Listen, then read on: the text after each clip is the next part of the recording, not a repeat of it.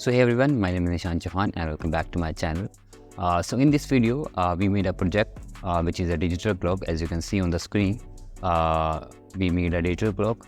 So this project involves HTML and CSS.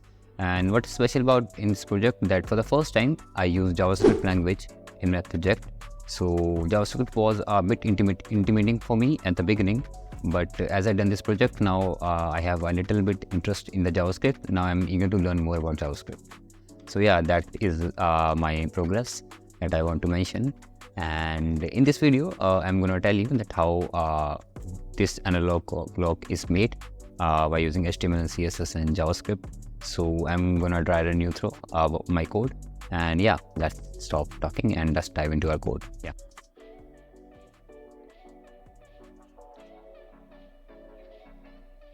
So let's start our dry run series. As you can see on the screen that we have three files. First one is HTML, another one is CSS, and another one is JavaScript file.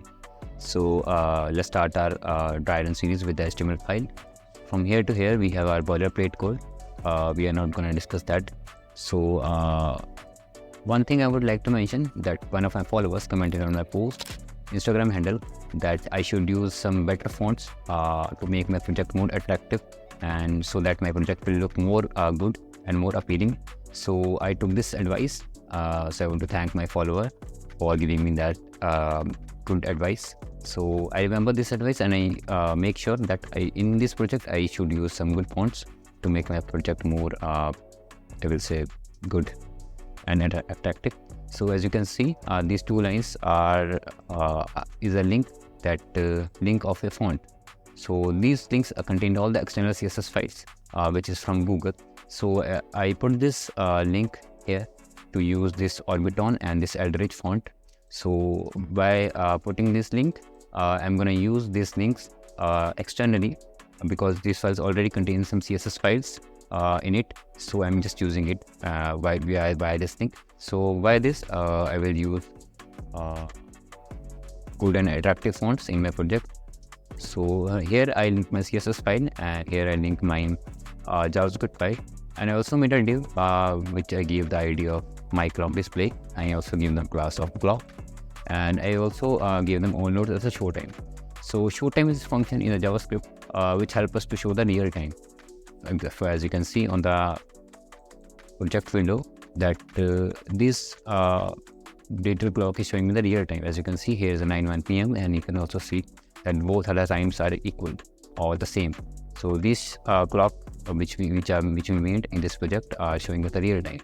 So yeah, I think that's all about HTML file, and let's go to move to our CSS. Here I gave the body as a background of black. As you can see, here is all black, and you can give whatever color you want. And here I give CSS to the clock, and I give them position absolute because we don't want to move anyway. So here I gave the top from 15% and I gave the left from 50%, and I also gave them transformation or the transform.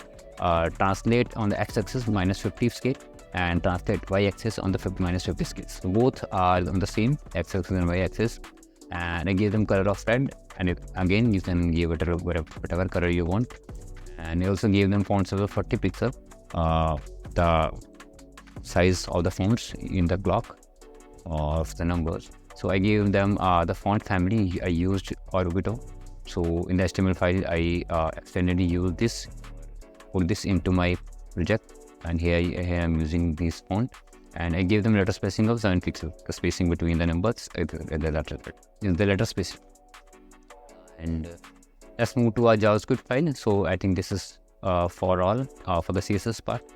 And in the JavaScript, we put some functions. As you can see here, the show time function we already discussed that it helps us to show the real time because the clock timing is real and it is showing the real time.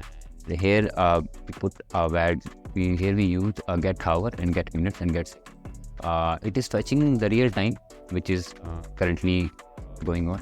And the get hour limit is 0 to 23 hours. As you all know that we have only 24 hours, so it limits is to 0 to 23 hours. And the get minute function has limitation of 0 to 59 minutes, and also for the same 0 to 59 seconds for the seconds. So these parts are fetching the real time, and so we put a var session of AM and PM because AM and PM will show us the period of the time. So here I put in condition if h is equal to 0 and then h is equal to 12, because it is a 12, our clock is based upon 12-hour format. So in this video, so in this project, if the value of h stands for hour, when the value of h is equal to hour, or it means it's less than it's more than 12, then it will automatically understand that the time is in the midnight. It is the midnight 12 AM. So, and if the value of hour is less than 12, then it should be understood that then the hour and the hour is equal to h minus 12 minus the 12 from the hour which is going on. So it automatically understood that it is the afternoon time, and we gave them a session of PM.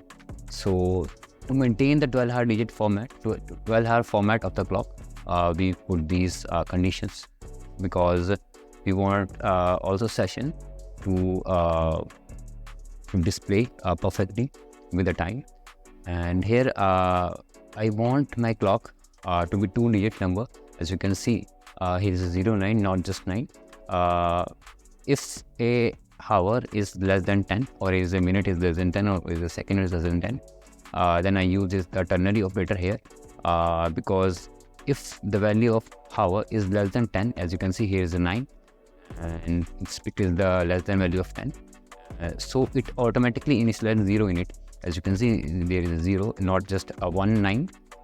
The 2-digit format. Every hour is 2-digit format, and minutes in 2-digit format, and even the seconds in 2-digit format.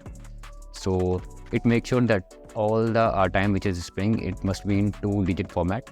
And yeah, that's it. And here we print the clock, the hour, the minute, and the seconds, and also the session, the AM and PM, and the period of the time. And here I get the elementary ID, clock ID, my clock display, and the inner text is time. So these two lines make sure that all the clock will be displayed on our given container, which is, and the container name is my clock display. So if it is displaying the clock in the container, and we also give the set time out of show time of 1000 milliseconds. So 1000 milliseconds is equal to 1 second. So as you can see in our project, that the time is being delayed or being updated after 1 second. So time is being updated after 1000 milliseconds. 1000 milliseconds is equal to 1 second. So yeah, the time is being updated after 1 second. Also the session is changing, and also and in the end we also we again call the show time function, so that it shows the time and display the clock.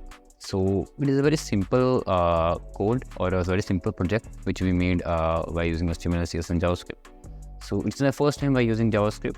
So I learned this show time function, and I used how this is fetching the real time, and how this determining the period of the time, the AM and PM, and the 2-digit format, and how it is displaying in the container, and how the time is being updated after 1 second.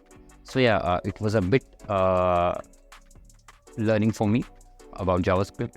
So in the future, I will try to learn more about JavaScript, and I will show you and try to run you through with my coming new projects.